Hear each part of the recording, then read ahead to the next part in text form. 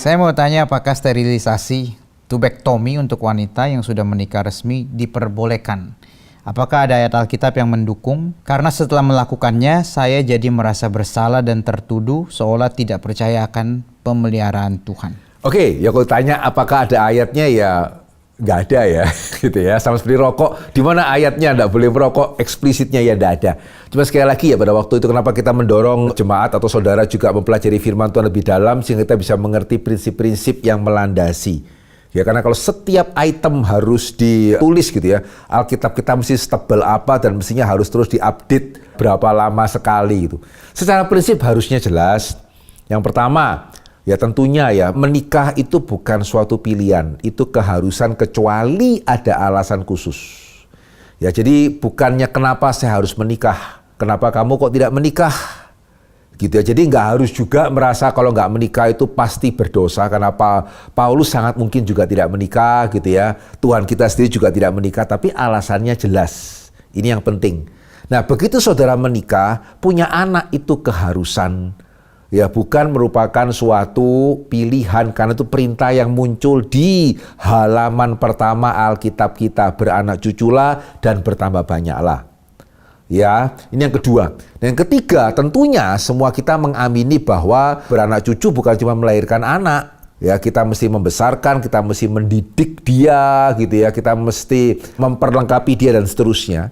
Sekaligus kita juga semua setuju kesanggupan pasangan itu berbeda-beda. Ada yang sanggup membesarkan sekian anak, ada yang sanggup membesarkan lebih sedikit. Demikian juga kesulitan zaman itu berbeda-beda. Ya, sehingga dalam pengertian itu, kalau kita boleh mengatakan pengendalian kelahiran, istilah umumnya kan pengendalian kelahiran ya. Dalam satu pengertian bisa dibenarkan sebagai bentuk pertanggungjawaban. Kita perlu pengendalian kelahiran. Nah, cuman yang perlu disadari, pengendalian kelahiran itu bisa dari ujung ke ujung ya. Mulai jaga tanggal sampai aborsi itu pengendalian kelahiran itu. Gitu ya, betul kan gitu ya. Jadi nggak sederhana boleh atau nggak boleh ya, yang mana dulu. Nah, secara umum kita membedakan dua ya, pengendalian kelahiran di dalam pengertian kita membuat supaya sel telur daripada seorang wanita tidak sampai dibuai oleh sel daripada pria. Itu cara pertama. Cara kedua adalah kita mematikan yang sudah bertemu. Ya, secara umum bisa dibagi dua. Begitu ya, dan secara umum ya tentunya ya, yang lebih mudah untuk diizinkan adalah yang menghalangi sampai mereka itu bertemu, sampai kedua sel ini bertemu. Kan itu berarti ya belum bertemu, pembuahan belum terjadi. Ya, sementara ada beberapa alat pengendalian kelahiran yang sifatnya itu menggugurkan. Itu kenapa aborsi jelas tidak. Ya, karena itu berarti mematikan yang sudah bertemu, jelas-jelas itu. Ya, termasuk juga hati-hati ya dengan pemakaian pil. Ya, karena pemakaian pil itu adalah sudah bertemu tapi membuat pertemuan itu tidak bisa lengket di rahim. Nah, dalam hal ini isunya adalah kapan sebetulnya jadi itu kehidupan. Ada yang mengatakan ketika bertemu, ada yang mengatakan kalau sudah nempel. Ya, dan sampai hari ini masih belum ada keputusan definit. Ya, jadi apakah ketika sudah bertemu itu sudah terjadi kehidupan atau ketika sudah nempel baru jadi? Nah, kalau seperti ini bagaimana, Pak? Kan belum tahu pastinya. Nah, ini kalau kita melihat anak itu berharga ya kita ambil yang risikonya paling sedikit lah. Jadi yang harusnya bertanggung jawab adalah jangan mengasumsikan baru bertemu setelah menempel. Kalau saudara belum bisa yakin bahwa sudah bertemu pun belum nempel, itu belum jadi. Karena anak berharga. Sama ya, kita ikut asuransi. Ya, bukan karena kita tahu pasti akan nabrak ya, tapi karena hidup itu berharga gitu ya. Demikian juga kalau saya tiba-tiba mendadak meninggal, anak istri bagaimana? Ya, sehingga meskipun saya bisa jadi mati, bisa jadi tidak mati. Ya, puji Tuhan di tahun 2025 kita semua masih hidup gitu ya.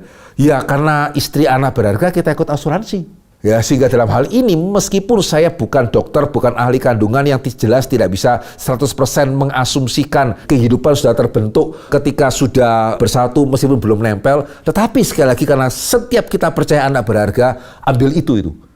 Jangan kemudian berpendapat kalau belum nempel berarti boleh, sehingga kita boleh mencegah janin itu nempel meskipun sudah bertemu. Sehingga hati-hati dengan pemakaian pil yang sifatnya adalah mencegah pertemuan itu nempel di rahim.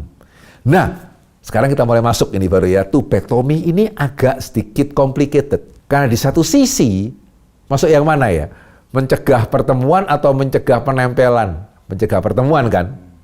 begitu ya. Tetapi, nah ini, gitu ya, dalam hal ini saya harus mengatakan saya tidak berani, tidak setuju dengan John Piper. Ya, dia mengatakan, dan kalau saya boleh menerapkan secara langsung ya, tadi kan pertanyaannya, apakah saya berdosa karena saya tidak percaya pemeliharaan Tuhan? Tidak, gitu ya. Yang menjadi isu bukan kita percaya atau tidak percaya pemeliharaan Tuhan, karena keyakinan akan pemeliharaan Tuhan tidak meniadakan tanggung jawab manusia kan. Sama ya, apakah saya nggak yakin Tuhan memelihara, itu kenapa saya asuransi, dan hubungannya itu sebetulnya. Yang lebih menjadi isu adalah kita ini tubuh milik Tuhan. Kenapa kok nggak ada alasan yang sangat-sangat krusial dipotong?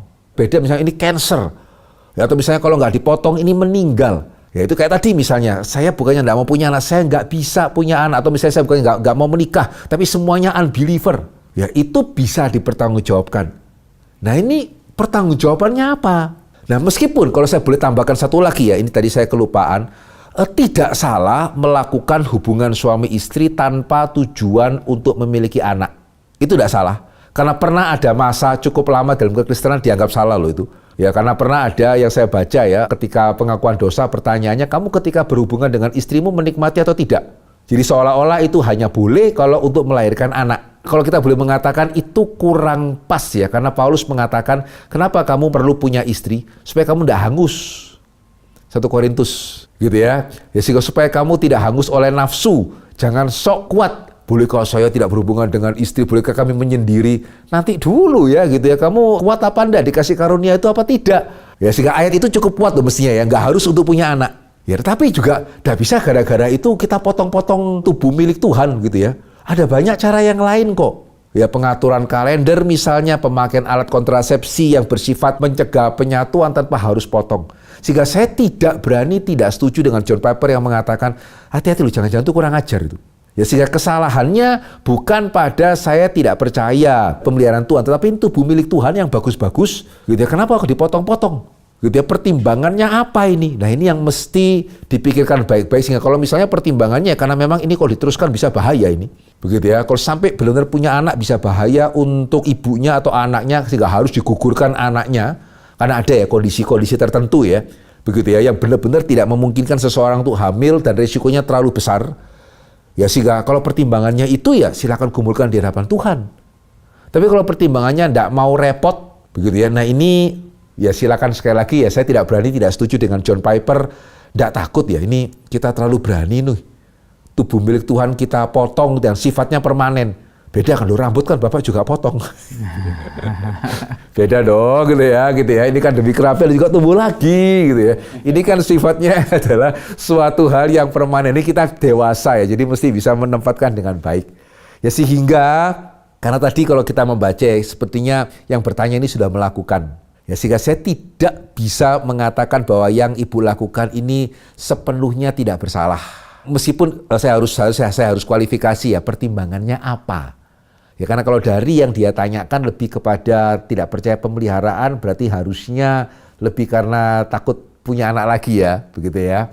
Ya kalau betul seperti yang saya duga, saya tidak bisa mengatakan yang ibu lakukan itu sepenuhnya fine. Ya saya tidak menemukan dasar untuk saya tidak setuju dengan John Piper. Ya sehingga kalau saya boleh melakukan sudah terjadi, ya ibu baik-baik di hadapan Tuhan, mengaku bukannya bermaksud tidak menghormati Tuhan, tetapi kurang pertimbangan. Mungkin pada waktu mengambil keputusan itu, baik-baik mengaku di hadapan Tuhan, dan kita boleh percaya ada pengampunan Tuhan. Ya meskipun kita tidak tahu keadilan Tuhan akan dinyatakan seperti apa ya, tapi kita boleh percaya tetap juga ada pengampunan dan kemurahan Tuhan. Gitu ya. Saya rasa itu yang saya bisa lakukan, baik-baik di hadapan Tuhan, kalau perlu dengan suaminya juga gitu ya. Ya minta ampun.